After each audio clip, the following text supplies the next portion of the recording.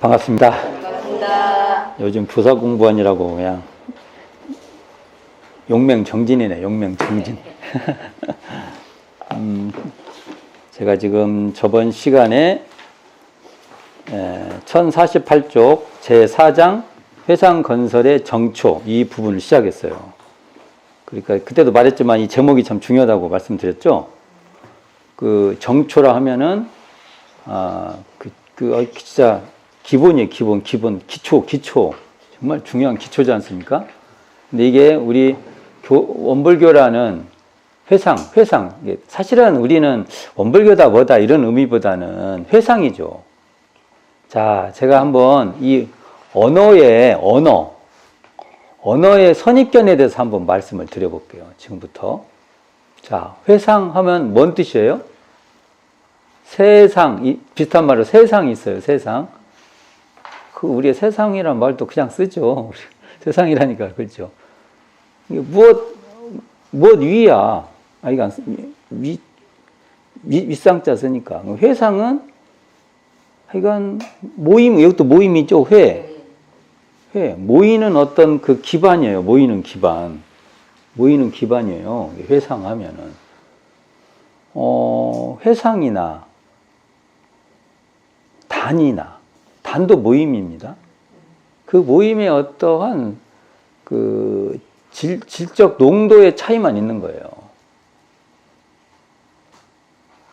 종교나 교단이나 거의 다 똑같은 말이에요. 그러면 이걸 생각하면 이것의 기본적 보편적 사유는 뭐냐면요. 너무 단순해요.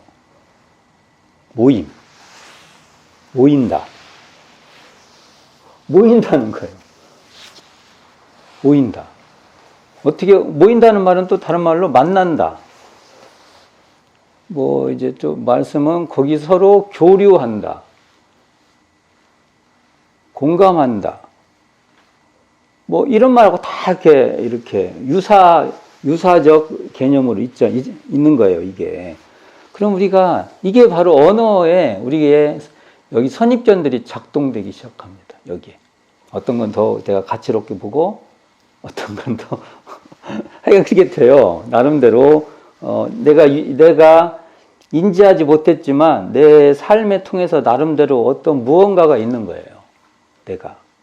자기가 스스로 그것을, 이렇게 관찰하지 않는 이상, 내 몸에 그냥 쑥 들어와 있어요.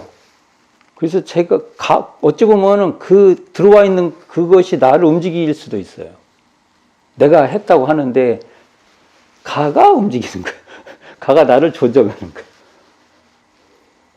이게 대표적인 우리가 그 물질에 끌려다닌다는 개념이에요. 이게. 근데 우리가 계속 지금 쓸 거예요. 용어들을 쓸 거예요. 계속. 여기도 회상 나왔으니까 말씀을 드려보는 거예요. 그러면 가치를 두는 거예요. 단, 회상, 교단, 원불교. 근데 저는 이것의 가장 기초적인 게 모임이라는 그 성격을 자기가 소중하게 갖고 가는 게 훨씬 좋다고 봅니다. 이런데 가치 기준을 갖기보다는 모여서 우리가 뭘 한다. 근데 그 모임을 어떻게 할 것이냐. 이게 더 중요하다고 봅니다. 근데 이제 이런 것보다, 이런 아주 기초적인 것보다는 예를 들면은 원불교다. 또는 우리가 교화단이다. 이런 가치관에 우리가 먼저 경도될 수가 있어요. 그렇지만 그것보다 저는 우리가 만나면은 어떻게 만날 것인가. 우리가 지금 회상이라는 것도 만남이거든요. 만남이에요. 그래서 그런 만남을 법연, 이렇게 보잖아요. 그런 만남을 어떻게 잘할 것인가. 근데 이제 이 만남을, 제도적 차원으로 끌어올리시려고 그때 보통 회상이라는 용어를 쓰는데, 회상이라는 말을 쓸 때는 기초적으로 회상이라는 말을 어떻게 쓰냐면, 영산회상할 때 회상이란 말을 써요. 근데 저는 이게 이제 그걸 단도직적으로 한번 말을 해보면 회상은 깨달음을 뭐 인연이에요. 회상은. 그냥 우리가, 여기서 내가 아까 모인다. 근데 모임을 어떻게 모일 거냐 이거예요. 모인다고 할 때. 그때 회상이라는 것은 깨달음을 추구하는 모임이에요. 우리 여러 가지 이제 그걸 또 깨달음 다른 표현을 쓸 수도 있죠. 뭐 공부심이라고도 할 수 있고, 뭐 여러 가지를 할 수도 있겠죠. 이게 회상이란 말씀은 그것이 우리에게 가치로 먼저 전제돼야 돼요. 근데 내가 이렇게 그냥 우리 서로 뭐 만났으니까 그래서 그런 것은 가족 관계가 되면 혈연이 되고 뭐 사회적 관계가 되면 또 거기 서로 간에 이해관계, 이익관계에 의해서 되고 그러잖아요.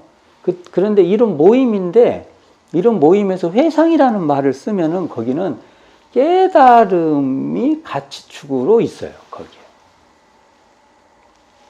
그러니까 그래서 이 회상 건설이다 이렇게 했을 때는 깨달음을 추구하는 깨달음을 기반으로 하는 어떤 법의 모임을 이제 제도적으로 공고하게 하려고 하는데 그것에 기초를 한다 이거예요.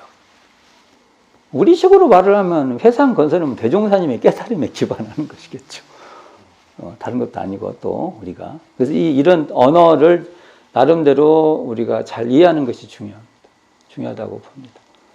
근데 그때 처음에 회상 건설의 첫 번째가 뭐였다고 했어요? 저번 시간에 했는데 저축조합이죠. 저축조합을 한번 또 복귀해 봅시다. 제가 시작할 때마다 앞에 치를 복귀하죠.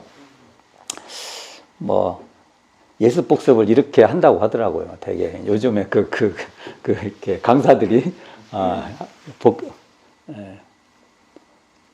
복습 한번 하고 그다음에 이제 또 이제 나가고 계속 이렇게 그것도 한번 복습을 해볼게요. 저축조합이라고 하는데 제가 말씀드렸죠. 저축조합이라는 말은 사실은 그 초기 교단의 그 현장에서 쓰는 용어는 아니었던 것 같다.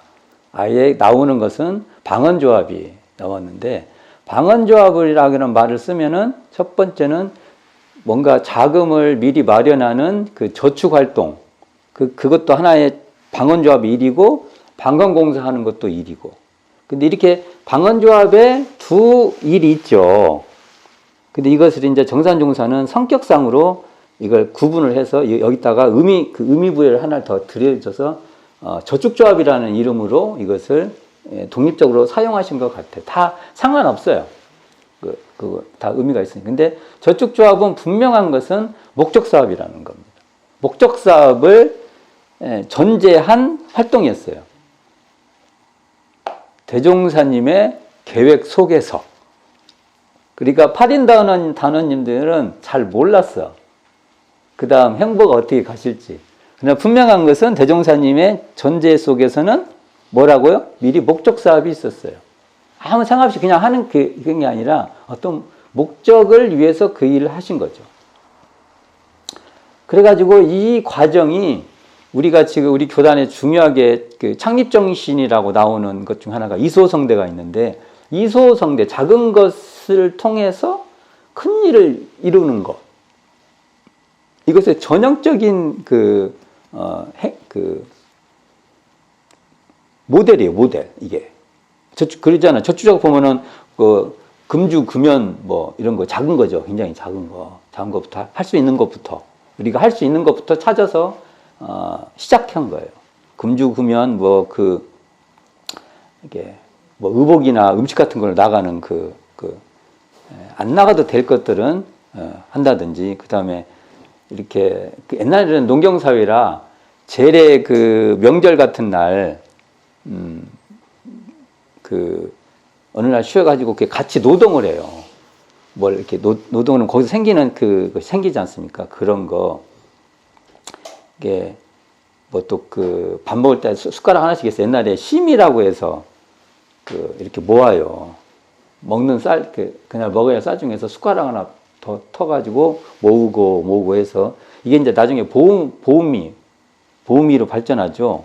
그리고 대종사님이 천재라고 그 전에 지냈던 그것도 폐하고 이게 이제 작은 것을 할 수 있는 것부터 이렇게 해서 모아서 뭘 그걸 가지고 하는 그런 경영 능력이 여기 있어요. 그러니까 이게 우리가 뭔가 저도 이게 과제예요. 이 경영 능력이라는 게. 이게 뭔가 공부심 있고 하면은 자기 여건 속에서 뭔가 이걸 잘 경영할 수 있는 힘이 있는 거죠. 우리는 앞으로 미래 사회는 마음 공부를 한다 하면 이런 경영 능력도 전에보다 더 배양되는 겁니다. 이쪽으로 이 말씀을 이 생일 보면 맞아요. 이게 우리가 이렇게 가야 돼요. 우리가 공부를 한다든지 한다는 것은 내가 못하는 건 할 수 없지만 그쪽으로 가야 되는 게 맞아요. 이게 저도 그렇게 생각하고 그게 맞다고 보고 이게 뭐냐면 현실에서 복락을 장만하는 능력을 이렇게 한다. 이런 의미가 있어요, 여기에. 대종사님 실제로 그 행보를 보이시잖아요. 그러면 사실은 우리 그 교리에 정전에 곳곳에 나와요. 정전에 이렇게 있어요. 그러니까 모든 것이 미리 준비해라. 저축이라는 게 미리 하려면 미리 그런 것들을 준비하지 않습니까? 그리고 뭐 우리 그 정기일기법 같은 경우 보면은 그 수입이 없으면 수입의 방도를 준비해라. 뭐 이런 게 나오잖아요. 그럼 이게 굉장히 대종사님의 성향하고 같이 가요. 이 법이라는 것도 제가 늘 하는 말이 있어요. 대종사님이 깨달았지만 이게 공적인 깨달음이에요. 굉장히 공적인, 진리적 공적인데 이것을 전개할 때 보면 한편으로는 굉장히 사적인 성격이 있는 거예요. 어떤 사적인 거? 대종사님의 개성이 있어요. 우리가. 그리고 대종사님의 그러한 그 깨달음 이후의 행보가 정리되는 겁니다. 일기법 같은 데 보면은 자기 수입 지출 자기 삶의 경영에 대한 얘기들이 막 나와요. 그런 거 보면은 어찌 생각해 보면은 종교가에서 막 깨달음을 추구한다든지 뭐 이런 데서 어찌 생각하면 아닌 것 같은 걸 대종사님이 하세요. 근데 일찍은 대종사님 당신이 하셨어. 여기 저축조합 같은 거 하는 걸 보면. 그래서 제가 이 부분에 가면 제가 굉장히 약해요. 이 부분에. 다른 것에 비해서 이 부분에 약한 면이 있어요. 그러면 제가 못한다고 해도 교단의 방향은 이렇게 가야 되는 겁니다. 교단에. 우리 전체의 역량 있죠? 우리가 이걸 뭐라고 해요? 같이 하는 것을. 우리가 같이 모여서 하는 지혜가 있어요. 그런 지혜의 방향은 저는 이렇게 가는 게 맞다고 봅니다. 공부심이 있으면 무엇을 이렇게 경영할 능력도 배양되는 거예요. 구체적인 못해도 방향에 대해서 연마도 되고, 그것이 지금 저축조합 운동 읽을 때 우리가 굉장히 고민해 봐야 될 내용이라는 거예요. 우리한테. 근데 제가 말씀드렸죠? 이 내용이 제가 하는 말이 아니라 정전에 막 나와요. 정전에 그거 있지 않습니까? 제가의료법 같은 데 보면 이 경제 문제에 대한 얘기가 계속 나오죠? 그 다음에 심지어 일기법에도 나오잖아요. 어떻게 살았는가. 그 다음에 도대체 수지대조를 이게 잘하고 사냐. 막 이런 게 나오잖아요. 그러면 그런 거 대단히 참 재밌는 모습이에요. 이게. 우리 삶을 보면. 그래서 굉장히 이런 것은 계속 우리가, 연마해 봐야 된다. 그러니까 뭐 답을 제가 말하려고 하는 게 아니에요. 저축조합은 회상 기성의 한 기관이었어요. 기성은 무엇을 이루기 위해서 어느 기간 내에 활동하는 거예요. 그러니까 요즘 말하면 예비 조직이에요. 예비 조직. 그렇죠? 그러니까 저축조합이란 거 그 예비를 통해서 무엇을 하려고 하신 거예요. 이제 그걸 보는데, 자, 여기서 이제 제가 하나 이제 재미있는 개념인데, 대종사님은 그 전까지 뭐 했어요? 공식 그 직명이 단장이었어요. 하나 추가됩니다. 여기서부터. 조합장. 단장이시면서 조합장이신 소태산 대종사시여. 이렇게 문장을 만들 수 있어요. 단장님, 조합장님, 이렇게 되는 거죠. 우리가 양력을 소개할 때 소태산께서는 10인 1당의 단장이시며 또 길룡리 저축조합을 할게요. 저축조합 또는 방언조합의 조합장이시며 이렇게 소개를 하겠죠. 그러면 단원들은 어떻게 소개를 하냐면 이분으로 말할 것 같으면 10인 1단의 단원이시며 또 길룡리 저축조합의 조합원이시며 이렇게 되는 거예요. 지금 이제 이렇게 명칭 이렇게 되는 겁니다. 이게. 자, 이런 그 명칭 개념이 중요해요. 명칭 개념이. 근데 여기서 보면 단활동은 비교적 공부와 관련이 깊어요. 그렇죠? 이게 단활동은. 그런데 이 조합원으로의 역할은 사업의 성격이 강해요. 성격상 그래요. 그리고 이렇게 보면 아무래도 단하면 공부에 초점을 두고 활동하는 게 맞는 것 같고, 사업하면 여기서 말할 때는 조합원 활동이다.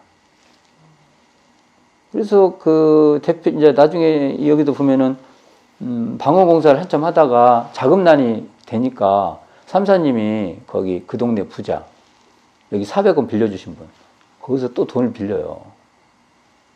개인, 이제 삼사님이 쉽게 말해서, 투자.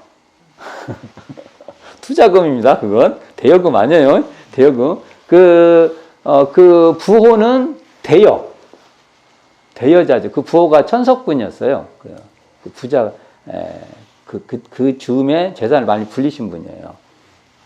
그분은 뭐예요? 저축조합 또는 방언조합의 대부, 빌려준 돈이죠. 근데 삼사님은 빌려가지고 투자를 하신 거죠. 이게 개념이 달라요. 이게 굉장히 다른 거예요, 이게. 그래가지고 그것을 못 갚았으니까 수모를 당해요. 제가 그 현장도 알아요. 그래서 옛날에 한번 이렇게 스케치를 좀 해봤는데 글로써 상상력이 돌아간 거예요. 이 마당에서 삼사님이 수모를 긁고 거기서 곤욕을 치르고, 이게 점잖게 말한 거죠. 뭔가 이제 물리적 힘들이 왔다 갔다 했겠죠. 삼사님 여기서 곤욕을 치르셨구나. 그 현장에서 이제 느끼는 감정. 그래서 가지고 있던 산밭이겠죠. 밭을 팔아갖고 그걸 해요. 그렇게 갖고 이루어진 게 정관평 그 방언공사예요.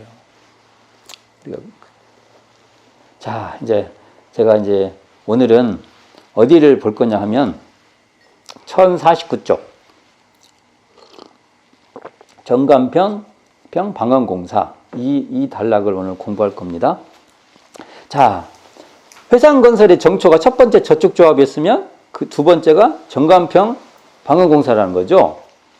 자, 이 정관평 방언공사를 어떻게 이해하냐에 따라서 그것이 바로 우리 회상 원불교라는 그 회상의 기초를 이해하는 거예요. 기반. 이 기반이 무너지면 우리가 뭘 한다고 해요? 우리가 이게 집안이 이게 흔들리는 거예요. 이게 이런 것은 우리가 참 고민해봐야 될 문제죠. 근데 여기서 제목이 정관평 방언공사. 내가 꼭 편이라는구나. 정관평 방언공사 이렇게 되는데 이 제목을 잡았는데 아마 그러니까 방언공사 했던 그 땅을 정관편이라고 한 거죠. 네, 그렇게 이해를 해보고 한번 같이 봉독해 보겠습니다. 제가 같이 읽어보겠습니다. 1049쪽이요. 자, 원기 3년 대종사 저축조합의 저축금을 수합하신 후 조합원들에게 말씀하시기를 이제는 어떠한 사업이나 가히 경영할 만한 약간의 기본금을 얻으니 이것으로 사업에 착수해야 할 것인가. 나의 심중에 일찍이 한 계획이 있으니 그대들은 잘 생각하여라 하시고 들녘리와 바닷물 내어하는 5개들을 가리키시며 이것은 모든 사람에게 보려가라. 우리가 오늘마가 논을 만들면 몇 해 안에 완전한 논이 될 뿐더러 적나마 국가사회의 생산에 한 도움도 될 것이다. 이러한 개척사업부터 시작하여 처음부터 공익의 길로 나아감이 어떠하냐 하시었다. 조합원들은 원래 신심이 동실한 중에 몇 번의 경험도 있었으므로 대종사의 말씀에는 다른 사량개교를 내지 아니하고 오직 절대 복종하였다. 이에 일제히 명을 받들어 오직 순이란 마음으로 지사 훈련하겠다는 서약을 올리고 다음 날로 곧 방언공사에 착수하였다. 네, 여기까지 하겠습니다. 자, 여기서 원기 3년 3월에 저축조합금을 수합한 후 이렇게 나오죠. 그러면 저축조합 운동을 언제 시작했어요? 원기 2년? 음력 8월이면 3월까지 몇 달이에요?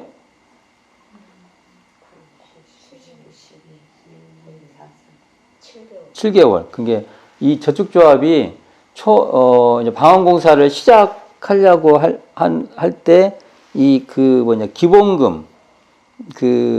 기본금을 모으는 것이 7개월 정도 걸리신 거예요. 계산이 나오죠? 7개월. 7개월 정도 대종사님이 기술을 발휘하셔갖고 팔인 선지님들이죠. 여기서는 팔인 선지님들이 투자를 하신 거예요. 투자를. 여기 현대적 용어로 하면. 그리고 당신도 투자를, 이게 400원을 냈기 때문에 훨씬 투자금이 높아요. 이렇게 하신 거예요, 이게. 그래서 이 기본금을 가지고 이제 이게 여기 어떻게 나와요, 말씀이? 이제 어떠한 사업이나 가히 경영할 만한, 이게 이제 사업 얘기가 나와요. 이게 보면 우리가 공부와 사업이라고 할 때 이 사업을 어떻게 이해해야 될 것인가라는 고민이 있어요. 예를 들면 우리가 교당에 내가 교화를 이렇게 뭐 순교를 다닌다든지 교화에 뭐 한다. 그럼 이것은 사업이에요. 저는 그렇게 생각해요. 교화 사업이에요. 교화 사업. 그리고 이게 이제 교화 사업이 이렇게 딱 짜나진 않지만 이게 공부를 목적으로 하냐, 사업을 목적으로 하냐, 이 구분을 좀 하는 건데 여기는 좀 더 사업이 명쾌하죠. 자, 여기 보면 어떤 사업이나 가히 경영할 만한 약간의 기본금, 이제 약간의 기본금이라고 하는 것이 충분하지 않다는 거예요, 이게 만족할 만한 그게 아니요, 이게. 도대체 이런 게 우리가 현재 방어공사 하는데 얼마나 돈이 들었으면, 그랬으면 좋겠는데, 이게 잘 알 수가 없어요, 현재 저희가. 이게 보통 이거 들으면 어느 정도 돈이 들고, 근데 우리가 어느 정도를, 그러니까 총 사업비에서 정말 몇 프로를 가지고 이 사업을 이루어냈는가 이렇게 알면 딱 좋은데 알 수가 없어요, 우리가. 그냥 추정. 그렇죠. 그렇게 자료가 있는 게 아니죠. 그러니까 그래도 이 표현을 보면은 약간의 기본금이라는 말은 충분하지 않았다. 그러나 사업은 시작할 수 있었다. 여기 보면 나중에 자금난이 한번 또 부딪혀요. 아까 제가 김기천 선지님 얘기했잖아요. 그런 사건이 있는 것 같이 그런 거 보면 확실히 자금이 풍족하지 않았어. 이게 그 사업을 하기에는. 자, 봅시다. 그 뒤에 사업을 착수해야 할 것인 바 나의 심중에 대종사님은 이것을 벌써 이 일을 저축조합 운동을 할 때 생각하고 계셨어요. 이 문장 보면 알 수 있죠. 벌써 딱 뭔가를 계산을 갖고 계셨어.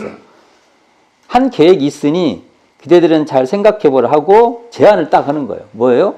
길룡리 당신들 고향 있죠. 앞바다 그 바닷물이 내왕하는 간석지를 가리키며 자, 우리가 지금 보면은 논농사로 짓고 있는 부분은 다 옛날에 뻘이었어요. 그러니까 딱 가면은 자기가 가상현실을 만들어서 영산에 가면은 막 돌려야 돼, 자기가. 막 돌리지 않으면 알 수가 없어요. 이런 모습. 아, 이게 뻘이고. 저 같은 경우는 막 그 동네 사람 물어서 어디까지가 뻘일까? 이것도 막 제가 그려요. 제 깐에는, 여기까지 뻘이다. 막 이렇게 내가 그려요. 이제 그런 거 언제 제가 이제 사석에서 재밌을 때 한번 여기까지입니다. 제가 이제 말할 거예요. 그건 상당히 일리가 있어요. 제가 많은 거 물어서 그래도 옛날에 집이 어디까지 있었다. 뭐 이런들 말씀들을 통해서 꼭 해보는 거예요. 그래 이제 심심풀이 땅콩이고 지금은 이게 중요한 게 아니고 이거예요. 자, 그래가지고 어떻게 해요? 그게 이제 버려둔 땅, 버려둔 바라 이런 말도 시대적인 해석이 가동돼요. 옛날에 못 먹던 시대는 토지를 만드는 것은 사람들에게 너무나 소중한 일이에요. 그러니까 이것을 시대적 눈으로 봐야 돼요. 모든 문장은. 지금은요, 바다를 막았다 하면은 왜 그걸 막아요? 이렇게 해요. 그러죠? 근데 옛날에는요, 배고파서요. 배고픔이라는 것이 인생의 서러움이에요. 우리 못 느끼죠? 제가요, 솔직히 말하면 저는 제 인생에 배고파 본 적이 없어요. 저는 어릴 때 저희 집도 배고픈 집이 아니었어요. 그 동네. 제가 초등학교 때 처음으로 친구 집에 가서 보리밥을 먹었어요. 꽁보리밥. 어린 마음에 그래도 제가 착실하게 좋은 사람이라 그걸 내색을 않고 열심히 먹었어요. 제가 안 좋아하는 사람 같으면 안 됐죠. 그게 내가 얼마나 좋은 사람인데요. 굉장히 힘들었던 기억이 지금도 있어요. 보리밥을 제대로 못 씹어서. 그리고 내색 안 하려고 제가 그 친구를 생각한다고 엄청 노력을 했어요. 근데 저는 보리밥을 안 먹어봤어요. 이런 차이가 있죠. 같은 이렇게 커도 저희 세대만 해도 벌써. 근데 이때는 얼마나 더 했겠어요. 그러니까 뭐랄까 우리가 이렇게 곡기라고 하잖아요. 곡기를 안정적으로 공급받는다는 거, 그 일을 한다는 건 굉장히 중요한 것이었다고 봐요. 그래서 이런 문장도 예를 들어서 이것은 그 바닷물이 내왕하는 간석지면 뻘이죠, 뻘. 동네 앞에 뻘. 제가 말씀드렸잖아요. 길령님 묘한 곳이라고 산으로 싹 쌓여있는데 바닷물이 들어와. 바다는 안 보이는데. 얼마나 신기해. 많지 않아요. 그런 그 지형이. 그래서 산중갯벌이라고 해야 가장 정확한 표현이다. 제가 이런 표현을 하는 거예요. 그러면 이게 그림이 그려져. 산중갯벌. 자, 여기서는 버려둔 바다 이렇게 나온 거예요. 버려둔 것은 그 시대에는 양식으로 돼야 가치 있는 거예요. 뭔가 생산을 해서 우리가 곡기를 제공할 수 있어야 그게 가치 있는 땅이에요. 우리가 언을 막아, 그러니까 이 언이라는 표현이 참 원불교의 독특한 말입니다. 우리가 방언하면 막 쓰는 말 아니에요. 우리의 고유 언어를 앞으로 우리가 일반 명사를 만들어야 될 용어 중 하나 이것도. 언을 언. 이게 뚝이죠. 뚝을 원래는 언을 막아 그러면 뚝을 쌓아 이래야 되는데 막는 것은 언으로 막으니까 언을 이게 이중적 표현이죠. 막으면 이렇게 놓으면 이게 막잖아요. 그러니까 언을 막아 이렇게. 막는다는 말은 쌓는다는 말도 있어요. 이게 한국말이 그 말이란 건 두 가지 뜻이 있지 않습니까? 이게 언을 막아 논 나왔죠. 이게 이제 논에 대한 이해가 있어야 이게 문장이 확 들어온다고. 그때 당대에 논을 만든다는 것은 요즘으로 말하면은 제 생각에 이렇게 표현해야죠. 일자리가 없는데 여기에 공장을 내가 세우는 거예요. 다 먹고 살 수 있는 공장을. 이런 개념이라고 저는 봐요. 지금 표현을 하면 이렇게 하면은 확 들어오죠. 정말 실업자로 살고 하는데 뭔가 내가 같이 이렇게 뭔가 가정도 꾸릴 수 있고 앞으로 그런 기반이 형성된다는 거죠. 이때는 이런 것보다는 굶주림을 어떻게 해결을 하냐 이런 중요한 게 있잖아요. 자, 만들어서 몇 해 안에 완전한 논이 될 뿐더러 몇 해 안이라는 것은 왜냐하면 이게 바로 논을 돈으로 못 만든다는 거예요. 이게 막 그 소금기도 빼야 되고 막 있잖아. 뭐 해야 되고 만들면 적으나마 이게 핵심입니다. 대윤사님의 사유 방식입니다. 국가 사회의 생산에 한 도움도 될 것이다. 이 핵심이에요. 우리가 뭔가를 할 때 이것도 사회에 나도 좋지만 사회에도 도움이 되는 일이다. 이게 대종사님의 기본적 사유예요. 자, 이걸 보세요. 이런 말에는 어떻게 하냐면 지금 조리로 보세요. 이런 거 잘 읽어야 돼요. 조리로 보면 동포군의 자리이타 같은 말을 지금 이렇게 하시는 거예요. 여기도. 맞죠? 또 공도자 숭배, 그 다음에 공도 헌신 이런 개념이 있어요. 이게 국가와 사회에 생산에 한 도움이 된다는 것도 공도 사업을 하겠다는 거예요. 이게 공도 현실. 그러니까 이런 행위를 이런 그 대종사님 행보를 봤을 때도 벌써 교리적 이것이 다 이게 전제되어 있는 거예요. 이 안에 우리가 이렇게 보면 정확히 나오죠. 이게 자 뒤에 보면 이러한 개척 사업부터 시작하여 처음부터 공익의 길로 나오네. 대종사님이 처음부터 공익의 길로 나가면 어떠하냐고 딱 물어요. 정확하죠. 우리가 이제 이런 것들이 그 회상 건설의 정초라는 거예요. 이게 딱 물었어. 그러니까 회상 처음부터 공익의 길로 나가면 어떠냐 하고 딱 물었어. 이게 8인 단원님들이 이때는 이제 조합원이죠. 8인 조합원들이 단원이면서 조합원들이 원래 신심이 독실한 중에 이제 여러 과정을 통해서 신뢰가 형성된 거예요. 대종사님도 확실한 신뢰가 있고 그 중에 몇 번에 정말 이렇게 그 증언이 있었어요. 예를 들면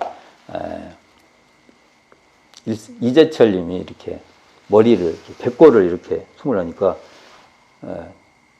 뭔가 특이한 성자라면 나하고는 다른 뭔가 외형이 있겠지 하고 그러니까 이게 흘러오니까 그게 빨려 들어가는 거예요.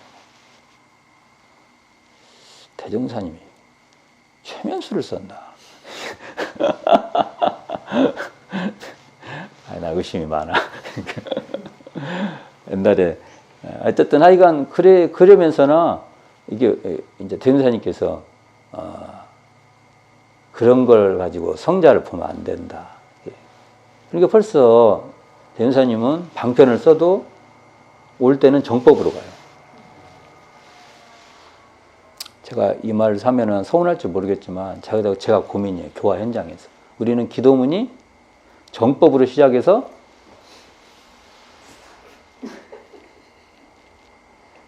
이거 뭐라고 해야 되나? 제가 이거 기복으로 떨어져. 그래서 제가 기도문을 쓰다가도 처음에 기복으로 시작해서 끝날 때 정법으로 하는 게 그나마 낫지 않냐. 그냥 그게 굉장히 노력해요. 기복으로 막 어떻게 하다가 나중에는 이제 우리가 기본적으로 스탠스, 우리가 이론상 진리에 근해서 사은사요 신앙하고 삼학팔조 수행할 수 있도록 해주십시오. 이걸로 복회를 장만하게 해주십시오 하고 끝내는 게 맞지 않냐. 기도문을 잘 쓰든 못 쓰든 앞에는 좀 막 바라는 거 좀 쓰고 순서를 그려야 되지 않나요? 내가 요즘 좀 많이 그래요. 여기도 보면 대종사님이 해보면 그렇죠. 대종사님이 그런 어떤 신비한 방편이라든지 어떤 그런 걸 쓰지만 결론 어디로 가요? 정법으로 가요. 맞는 것 같아. 이렇게 하는 게 우리가. 근데 우리는 요즘 정법을 막 시작해 막 대종사님 막 정신 막 맨 뒤에 뭐 집안일 다 뭐 이뤄주고 뭐 자식들 다 합격해주고 뭐 어쩌고 저쩌고 나왔을 때가 순서를 바꿔야 되나 이걸 내가 이거 진짜 어찌해야 되나 지금 고민해 보세요. 본인은 교무님한테 어떻게 원하는지 한번 생각해 보세요. 교무님 제 기복을 먼저 좀 알아주시고요. 저희 기복이 대종사님 뜻대로 정법이 되게 좀 인도해 주세요. 그렇게 안 하죠. 되게 진짜 고민이에요. 고민. 근데 하여간 이게 보면 그래요. 자, 그래가지고 이런 증언이 있었어요. 제자들에게 다 몇 가지 사건들이 있고. 그래가지고 대종사 말씀하시면 이제 이런 관계가 있은 뒤에 사랑개교가 안 나는 거예요. 그러면 왜 시집 없어? 이렇게 하면 안 돼요. 이런 거 보면 그것이 과정을 밟아서 차차차차 정법으로 가야죠. 근데 아까 같이 정법으로 시작해서 기복으로 가면 시집이 안 나지. 이게 계속 이게 그리고 시집내라면 어떻게 해? 아시게 말이 좀 옆으로 많이 센 거야 이거. 내가 불만사항이 있나 봐. 그래가지고 절대 복종해. 이게 이런 절대 복종도 결과론적이진 말이지 과정은 그렇지 않다. 이런 표현도 잘 봐. 이게 이 결과만 보고 과정을 우리가 몰라버리면 안 된다 이거죠. 과정이 그렇겠어요. 그러니까 우리가 관계에서 이렇게 서로 완벽하게 서로 신뢰가 형성되도록 이 과정을 하려면 정법으로 규결돼야 된다. 관계가 계속. 이에 이제 일제의 명에 받들어 오직 순이라는 마음으로 지사불변, 죽음에 이르러도 변하지 않는 이런 뜻이죠. 이게 지사불변하겠다는 서약을 올리고 다음 날 곧 방황공사에 착수하였다. 자, 방황공사 착수한 날이 언제냐면요. 원기 3년, 그러니까 1918년 음력 4월 4일이에요. 이때 시작해요.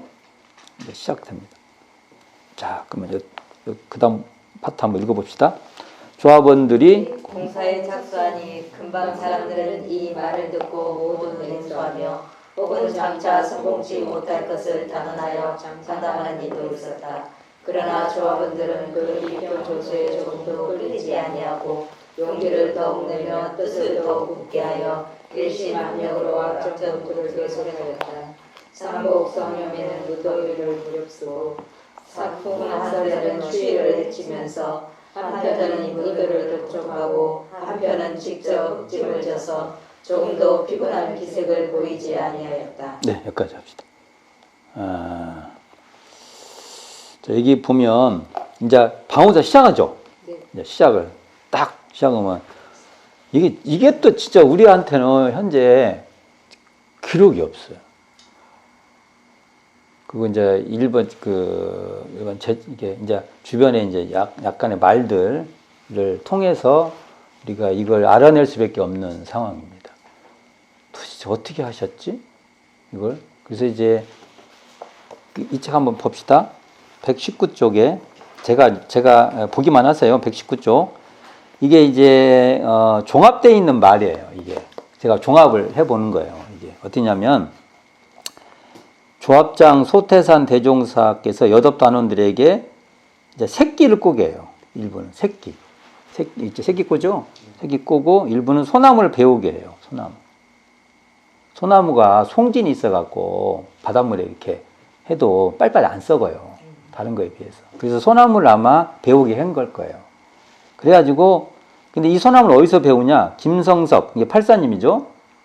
김성섭 단원이며 조합원인 그 수호하신 산이랑 이게 뭐냐면 저번 시간 이시제가 갈 때 영당 이시 세장산 우리 선산이라고 하죠. 거기에서 배워옵니다. 소나무.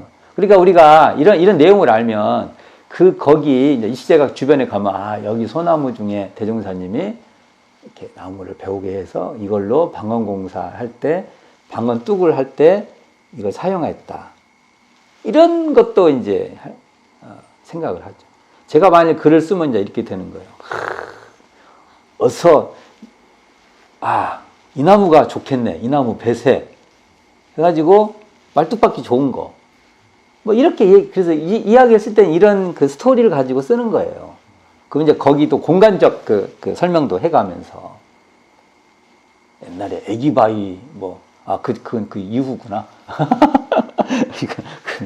자, 그래가지고, 바닷물이 그게 이제 바닷물이 다르잖아요. 조수간만 있잖아요. 어떨 때는 많이 차고 어떨 때는 쭉쭉 빠지지 않습니까? 바닷물이 빠지고, 갯벌이 드러날 때, 갯벌이 이제 이렇게 쫙, 그러면 아마 갯벌이 드러나면 거기도 이렇게 갯벌력이 쭉 드러나 있었을 거예요.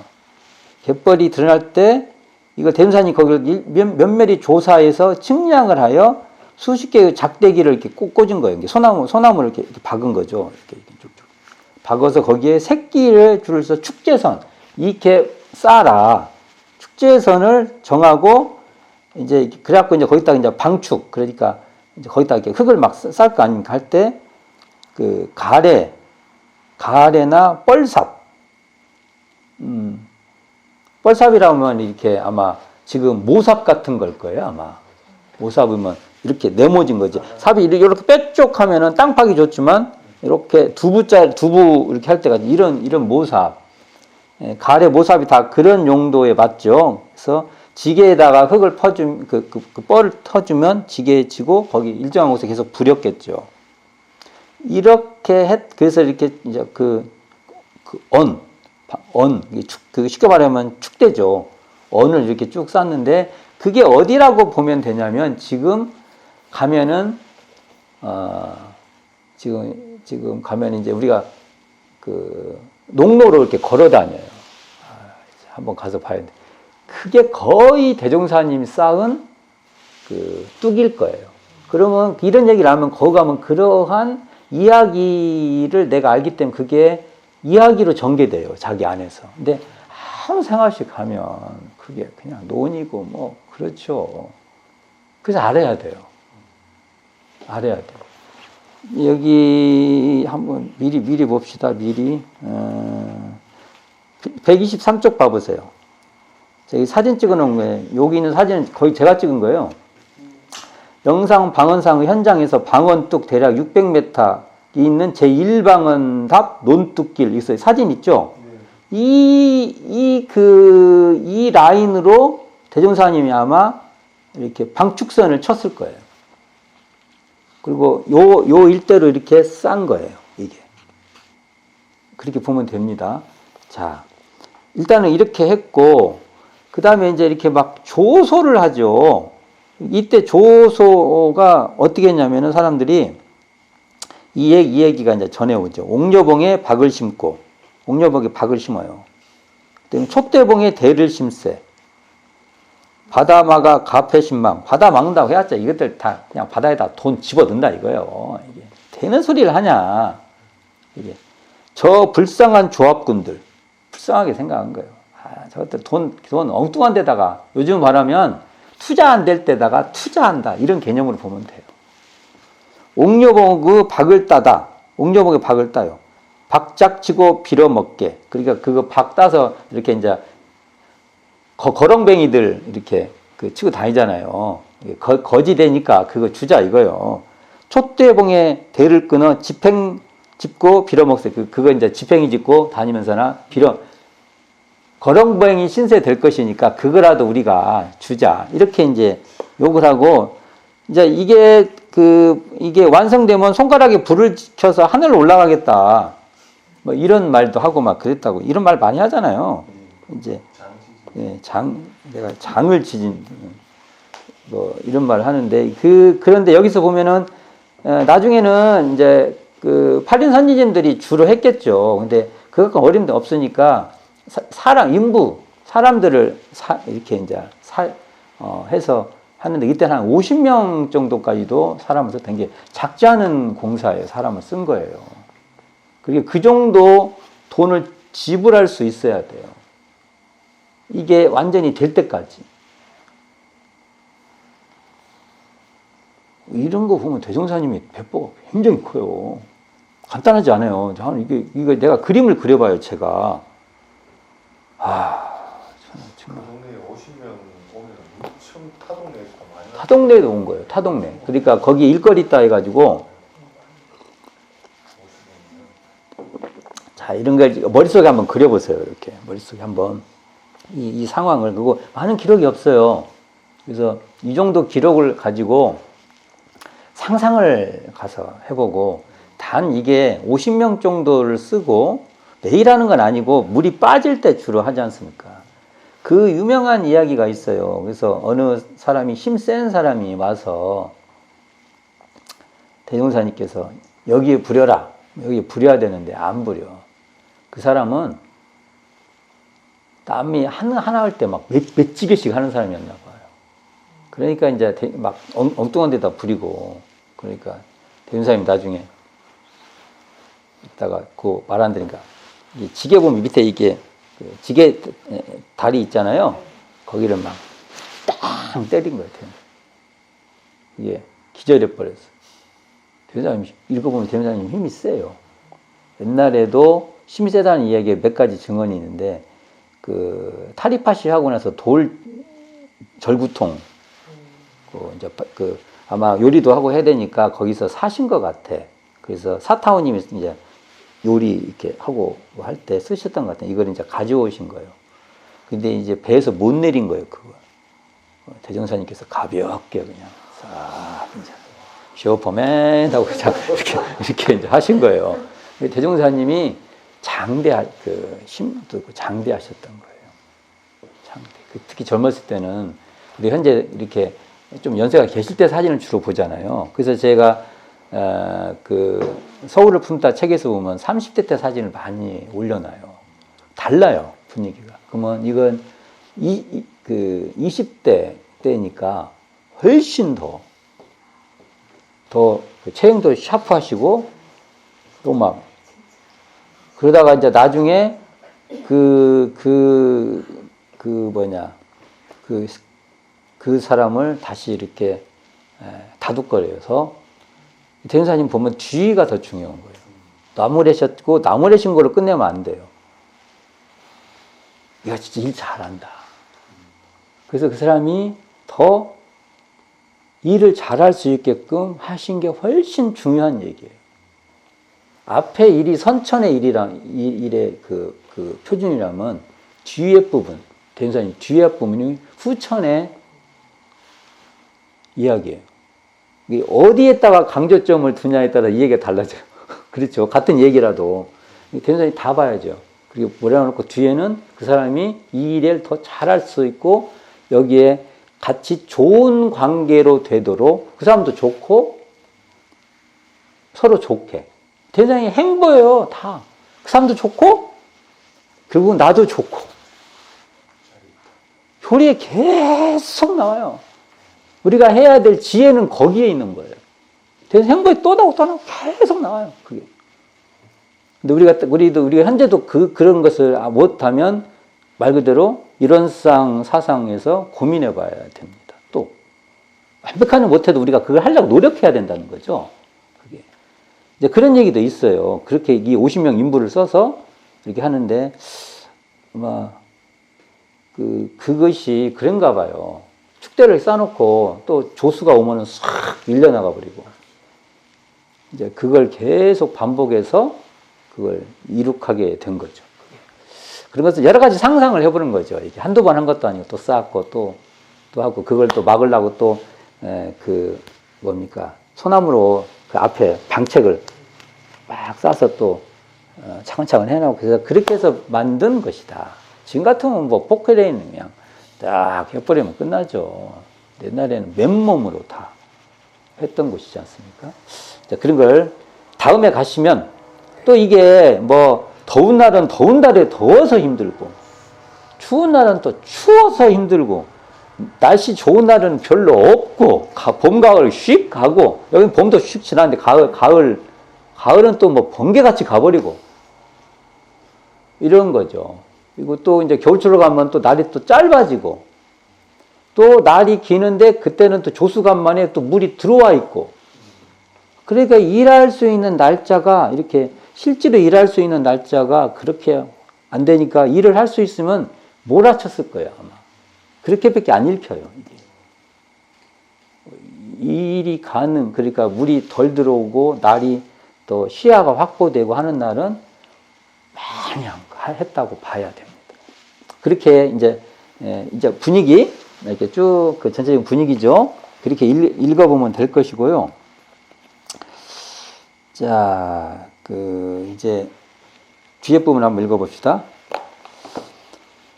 자, 방언공사는 이듬해 원기 4년 3월에 준공되니 공사 기간은 만 1개년이요 간척 농토 면적은 2만 6천여 평이었다.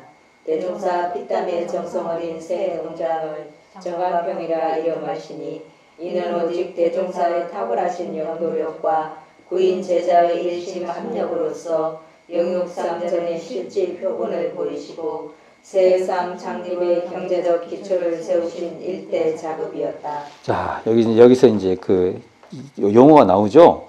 영육상정의 실질 표본이었다. 이제 후대 이게 정리는 됐겠지만 이게 왜 영육상전의 실질 표본이라고 했을 때 이때도 대종사님께서 자, 이제 일을 할 때는 조합원으로 이제 주로 강조가 될 것이에요. 그리고 아닐 때는 이렇게 예외 본다고 했잖아요.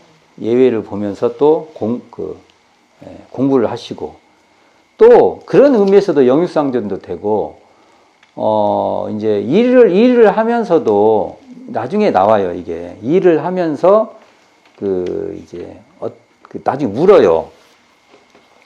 이춘풍 선생님이 이제 이 방홍사를 왜 시작하셨습니까? 할 때 나와요. 그럼 뭐 거기 보면 뭐 복록의 소종례를 알게 하고 하는 거 보면 일만을 시키려고 한 게 아니라 나중에 이제 봉독해 볼 거예요.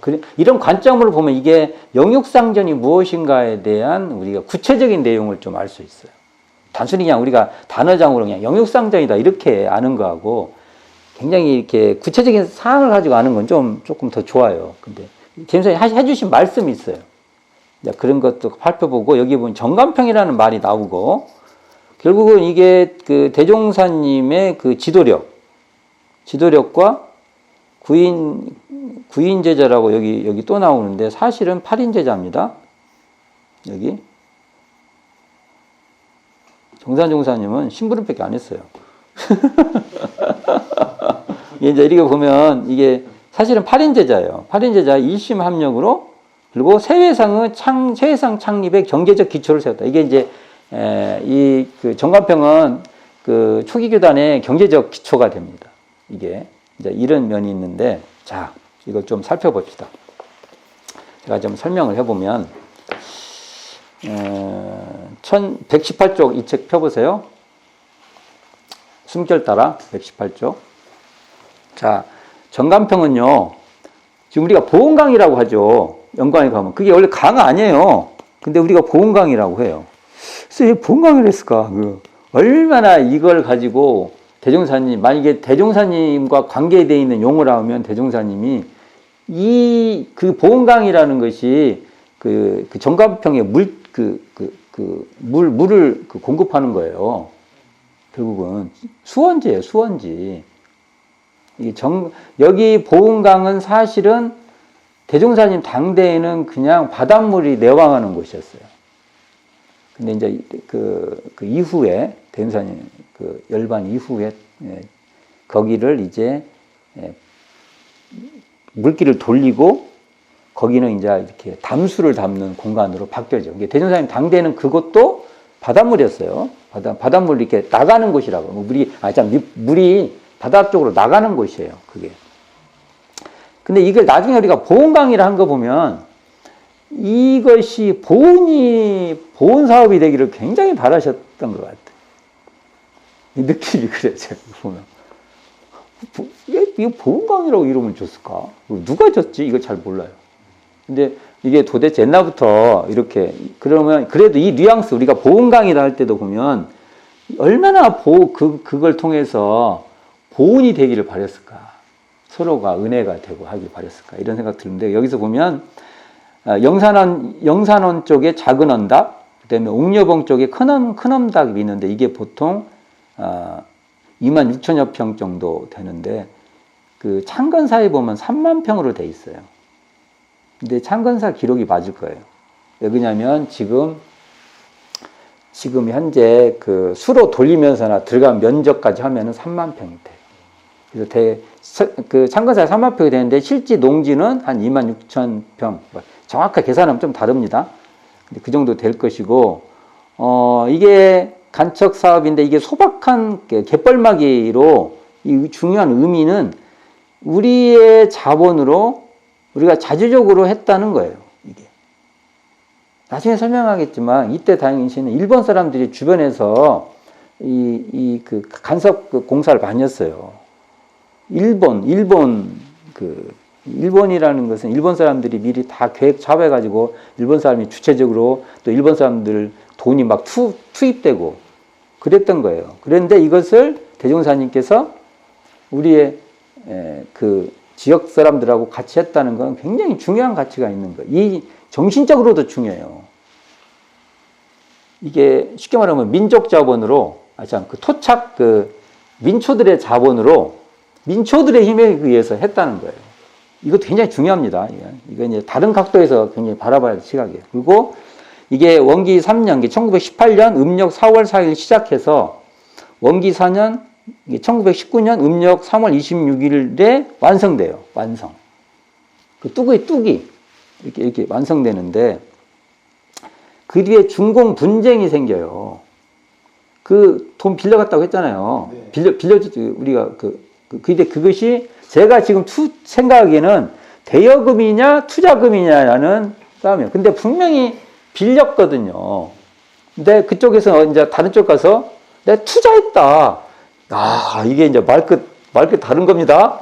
이게 그렇잖아요. 이게. 근데 결국은 그 관계에서 결국은 대여금으로 빌린 돈으로 이렇게 돼서 이게 되는데 이런 걸 봐도 일제가 조선 사람들끼리는 싸움이 있으면 더 싸움을 붙였던 것 같아요. 가볍게 해결될 수 있는 건데 어디나 어느 시대나 권력이 작동됩니다. 지금 시대도 마찬가지죠. 어떤 그 양태가 좀 달라지죠. 그래가지고 이제 9월 16일 날 이게 나와요. 허가. 어떤 허가? 간석지 대부허가. 이게 전라남도 국유 미간지 허가대장 제 161호가 나와요. 굉장히 확인해 봐야 되는데 이게 대부료가 그때 매년 4원. 그래서 초기 기록에 보면 도청에 일을 보기 위해서 들어가는 기록도 나와요. 계속 이런 관계가 있는 거예요. 이런 사무 처리를 해야 되는 관계가. 그리고 실제로 간첩당 준공인가. 이건 대부 허가고요. 대부라는 건 뭐예요? 돈을 내야 되는 거예요. 우리가 LH 들어가면 처음에 뭐 내요? 돈 냈죠? 그러다 나중에 자기가 이제 사야, 이게 비슷해요? 이게 비슷한 거예요? 자, 그래서 그게 1930년 7월 17일 날 이제 준공인가가 떨어져요. 예. 시간이 많이 걸렸죠. 이 관계상. 이게 가볍게 된 게 아니에요. 여기에도 보면 역사들이 많이 있어요. 이제 한번 알아두시라고 제가 그냥 말씀 드린 거예요. 그냥. 이런 일이 있다. 대부허가 나고, 그 다음에 준공허가 나고, 그 이해는 자기 LH에 주택 청약 넣어서 그 과정을 생각해 보면 알 수 있다. 이런 겁니다. 자, 그래서 이게, 나중에 이거 보면 양처 방언답.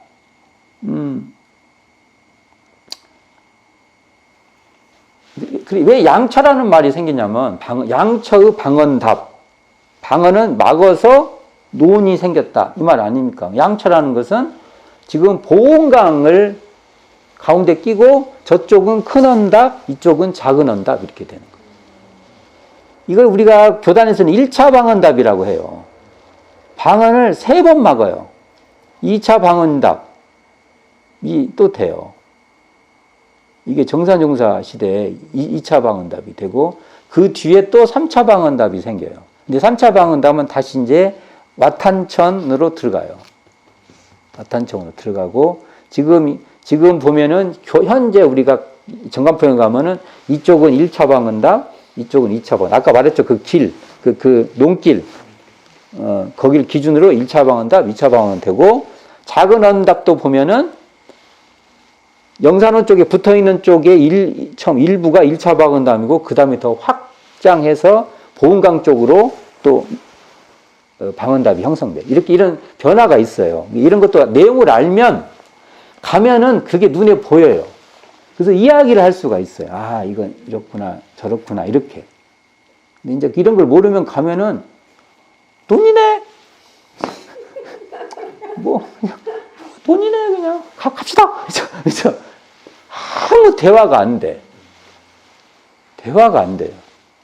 그래서 제가 이런 얘기를 하는 거예요. 스스로 이 이야기를 알지 못하는 한 절대로 대종사님과 그 초기 그 팔구인 제자의 그 역사하고 접속이 안 돼요. 그래서 이런 그 좀 많이 알아두시길 바랍니다. 자, 그렇게 되는데 여기서 보면은 결국은 정감평이라는 이름이에요. 사실은 정감평이라는 이름은 대종사님 당대에도 원기 19년, 1943년 10월에 발행된 회보 제12호에 처음 등장하고 등장이 잘 안 돼요. 정감평이라는 이름을 대종사님 당대에 잘 안 쓰셨던 것 같아. 그냥 방언답이라고 그냥 했을 수도 있어요. 그냥. 그리고 처음에는 구호농장이라고 불렀대요. 구호동, 아마 대종사님 그 사시는 데가 구호동이니까 구호농장을 한 것 같고 또 구인선님들 빗대서 했다고 제가 볼 때는 대종사님 그 양반 그러니까 거기에 구호농장을 그 구호동에 사시니까 구호농장이라고 했지 않았냐 이 설이 가장 신빙성이 있고 구인선님하고 연결하는 것은 좀 안 맞다고 저는 개인적인 생각이에요. 그건 개인적인 생각입니다. 그리고 이게 이제 나중에는 이게 마을 분들한테 다 이렇게 경작권을 나눠줘. 이게 중요해요. 이걸 막아갖고 마을 분들에게 경작권을 줘요. 경작권. 다 이게 중요합니다. 경작권이라는 게. 이게 이제 소장료 뭐 이렇게 되는 거죠. 이게 경작권이. 그래서 이게 3분작이 되는 거예요. 3분작. 3분작은 여기 그 수학에 나오면 이게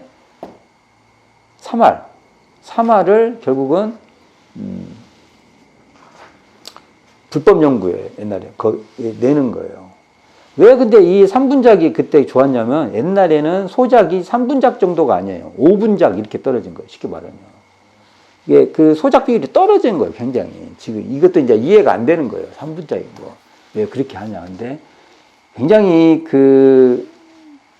그리고 이런 일이 있었어요. 옛날에 토지 뭐 할 때 오랫동안 경작을 하면 그게 본인 것이 돼요.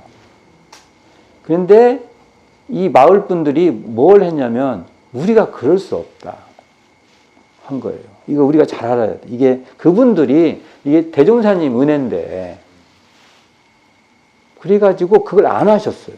그게 2번인가가 기회가 있었어요. 그래서 그것 때문에 그 문중선상 같은 거 막 막 돌려갖고 막 엉뚱한 데 나가고 그런 거 많아요. 그 문중까지 싸움 나고 개인화돼 버리고 막 그런 거 그때 많이 한 거예요. 그러다가 지금 이제 최근에 결과적으로는 그쪽에도 그 소작권을 교단해서 샀으면 좋겠다 해서 그게 이제 해서 지금 소작권까지 다 들어와 있는 입장이에요. 정감평이 현재. 근데 정감평에 이런 우리가 아름다운 이야기가 있어요. 그분들이 충분히 할 수 있는데 그분들도 1세대가 아니에요. 몇 세대 부모 몇 세대인데도 해도 그분들이 우리가 대종사님 은혜에 그럴 수 없다. 우리는 이런 걸 잘해야 돼요. 그 땅을 잘해야 이분들도 좋아요. 계속. 그리고 대종사님이 시작할 때도 교단의 경제적 기초도 세우지만 당신 고향 아닙니까? 그 고향도 그래도 고향을 좋게 하고 싶었던 거예요. 이렇게 봐야 돼요. 좀 이게 아까 여기 보면 처음부터 공익으로 나가자고 했을 때 이걸 좀 넓게 봐야 돼요. 그러니까 우리가 뭔 일을 할 때 당신도 교단도 좋고 당신 고향 사람들도 좋고 또 조리 나오잖아요. 조리가 여기에 이게 그 행위에 나와요. 행위에 이게 대종사님 행위에. 이걸 나중에 교리로 정의하신 거예요. 교리로. 그런 것이 있습니다. 그리고 저는 나중에도 한번 설명하겠지만 정감평을 저는 이렇게 설명합니다. 제 설이에요. 그러니까 어디 가서 뭐 꼭 그래 이러면 안 돼요. 저는 정감평 이렇게 말해요. 이게 올고들정이에요. 그러니까 우리의 원래 지공무사한 그 올고든 그 자리, 그 땅을 바라봐서 그 땅에서 농사 지어라 이거예요. 이렇게 그냥 막 가는 해석을 해봅니다. 근데 이 정관평을 할 때 뭐 정관이라는 이 이름이 그 당태종 그 연원각이에요. 안 써요. 당태종이 우리에게 얼마나 그 곤욕을 준 사람인데 그걸 막 찬양하고 살아요. 그 대무사님이 그런 의미를 안 썼던 것 같아요. 그래갖고 정관하면 주로 태평성대를 상징해요. 근데 잘 안 써요. 그냥 저는 정관해라는 것은 뭐냐, 우리의 본래 마음자리를 그 일을 하면서도 봐라. 그리고 그 마음으로 용사를 지어라. 라고 저는 그냥 제가 말도 안 되는 말을 하는 거예요. 그리고 이 말이 은근히 통하기를 바랍니다. 그렇게 하는 게 영유상전이죠. 맞죠? 영유상전 어느 자리에서 해야 돼요? 우리로 말하면 이런 쌍자리에서 해야 영유상전이 되죠. 그게 뭐 이렇게 됩니까? 영유상전을 보면 영유상 자체 이렇게 나와요. 영유상전이 어떻게 하나 한번 봅시다. 이거 제가 그냥 그 구라를 떨어도 뭔가 좀 그 순서가 맞아야 하잖아요. 근데 이게 어떻게 나오냐면 이렇게 나와요. 자, 여기에 보면은 법신불 이론상의 진리와 수양연구 취사의 사막으로서 의식주를 얻고, 맞죠? 저 말 맞죠? 그러니까 그 자리에서 사막의 방법론으로 의식주까지 잘 되게끔 해라. 그러니까 그 자리에서 농사를 지으면서 농사도 잘 지어라. 맞죠? 얼추 맞아요. 얼추. 이렇게 말하면 또 너무하다고 비하겠다고 하겠지만, 은근히 그냥 이게 말이 되기를 바랍니다. 자, 그 다음에 여기 보면 공사를 마친, 그 다음 읽어봅시다. 공사를 마친 후에도 조합원들의 노력과 고생은 쉬지 아니하였으니 넉넉지 못한 힘으로 근근히 준공을 하였으며 굳어지지 않은 언의 뒷일과 4, 5년간의 해독으로 수년간 장록의 손실을 보게 되었으며, 이에 따라 열애를 두고 조합원 외에도 육신과 재력으로 직접 간접으로 후원을 한 이가 적지 않으니 특별 후원자는 유정청 등 18인이었다. 자, 이걸 읽어보면 쉽지 않았던 거예요. 바로 된 게 아니에요. 여기 뒤에 보면 나오죠. 막 염독, 해독, 그 다음에 이게 언이 또 굳어지지 않아갖고 맨날 손봐야 돼요. 그리고 수년간 장롱에 해서 손실이 생겨요. 이익이 생기는 게 아니라 손실이. 이런 일이 반복됐던 거예요. 그래갖고 이에 따라 조합원 외에 육신과 재력으로 직간접으로 후원하는 이가 적지 않았다. 그래서 이 이름을 별록1, 여기 별록 찾아봅시다. 별록 뒤에 있어요. 별록 1에다 다 붙여놨어요. 이름을. 별록도 이렇게 봐야 돼요. 이런 것도 안 보면 안 됩니다. 별록 이렇게 보면 1159쪽. 여기 보면 부에서 교사 별록에서 나와요. 그러면 유정천, 신정랑, 이원아 쭉 있죠. 이분들이 또 이렇게 특별 후원자였다는 거예요. 이분들이. 이게 방황공사에 특별 후원자가 있는 거예요. 몇 명이에요? 여기 적혀 있는 사람이. 하나, 둘, 셋, 넷, 다섯, 여섯, 일곱, 여덟, 아홉, 열. 아니? 하나, 둘, 셋, 다섯, 여섯, 일곱, 여덟, 아홉, 열, 열하나, 열둘, 열세, 열네, 열다, 열여, 열이고, 열여덟. 맞나요? 18명 있어요. 특별 후원자가 몇 명이요? 18명.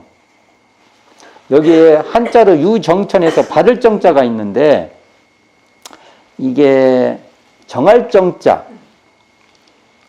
또 써요. 이게 통일이 안 돼 있어요. 저는 정할 정자로 씁니다. 이게 대종경에 있는 대종사님이 어머니가 돌아가실 때 이렇게 말씀드렸던 법문하고 할 때 정이 더 맞다고 저는 봐요. 정할 정자. 근데 이건 그냥 양쪽이 있다. 이렇게 보세요.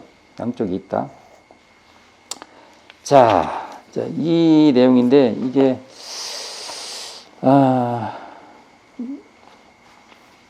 이게 진짜 몇 가지 얘기를 해야 되는데 이건 이 특별 후원자만 오늘 한번 따져봅시다. 자, 제가 아까 그 나오는 것 중에 대종사님 유정천 누구세요? 대종사님 모친. 신정랑 누구냐 하면은 팔사님 김성섭 그 부인이에요. 그 다음에 신정랑은 신정권은 그 신정랑의 조카. 다 이게 관계가 있어요. 그 다음에 이원아 사탄님 알죠? 양하운 대종사님 사모님. 자, 우리 그 대종사님 사모님이 아니지. 네, 사모님.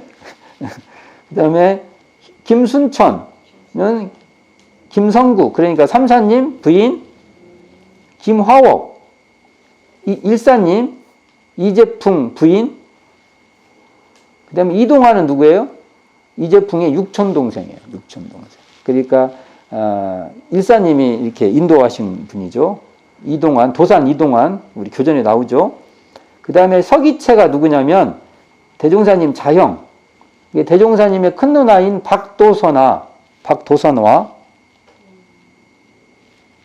그리고 여기 서기채와 박도선화의 삼남이 누구냐면은 서대원, 그 교전에 나오는 서대원. 다 이렇게 족보 관계를 좀 알면은 이게 더 빨리빨리 와요. 박한석은 박영환이 누구냐면 박한석의 양부. 그러니까 이렇게 양자가잖아요. 그 양부예요. 그 다음에 김명랑이라는 분은 길룡리 사람이에요. 그러니까 그리고 유기만 이분이 대종사님 옛날에 그 할 때 제가 한번 그 전에 생일 때 삿갓집 그 삼밭에 졌다고 했죠. 이거 지으신 분이에요.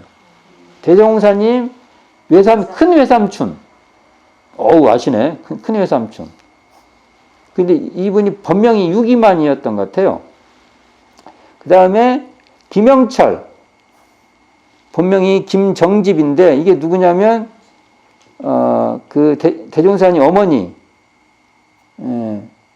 유정천 어머니의 아들이죠. 그러니까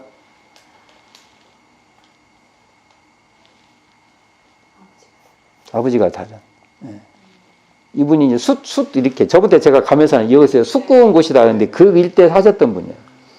그 다음에 신연수라는 분은 그 군서면 일대 사셨던 분이에요. 이게 이제 인연관계를 잘 모르고 그 다음에 여기 나오는 그 이제 송벽조 이운의 이것은 정산윤 사님 부모님이시잖아요.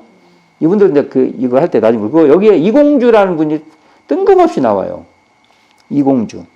왜 그러냐면 그 뒤에 이게 빚이 있었어요. 이거 방언한다고. 이게 돈도 그때 고약고 다 해결도 못 하신 거야. 참, 이거 보면 정말 서러워. 그냥. 대응사님도 막 근근히 하시는 거예요. 이거 사실대로 말하려면 대응사님이 막 한다고 막 팡팡팡팡 한 게 아니에요.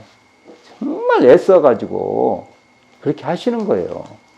그래서 그 나중에 방홍사 씨 남은 빚이 있었어요. 또 빚. 이 나머지 빚을 구타원 이공주님이 해결해 준 거예요. 대사님이 이렇게 좋아해가지고. 진짜 이게. 이런 거 보면요, 눈물 나요. 간단치가 않아요. 우리가 생각한 것 같이 그게, 그 방공사라는 과정이 이게 평면이 아니에요. 울퉁불퉁한 우리의 이런 땅이에요. 이런 땅을 이렇게 했던 거예요. 이런 감각이 있어야 된다고 해서 이런 말을 하는 거예요, 제가 지금. 그리고 김동순, 이런 인간관계가 쭉 있고, 이게 이렇게까지 대응사님이 작은 일 막 모여서 이 회상이 된 거예요. 그 얘기를 하려고 지금 이렇게 얘기를 했습니다. 자, 이번 시간, 여기까지 마치고요. 다음에는 대종사님이 하셨던 법문들이 있어요. 그 법문들을 한번 살펴보는 시간을 갖도록 하겠습니다. 이제 이번 시간 마치도록 하겠습니다.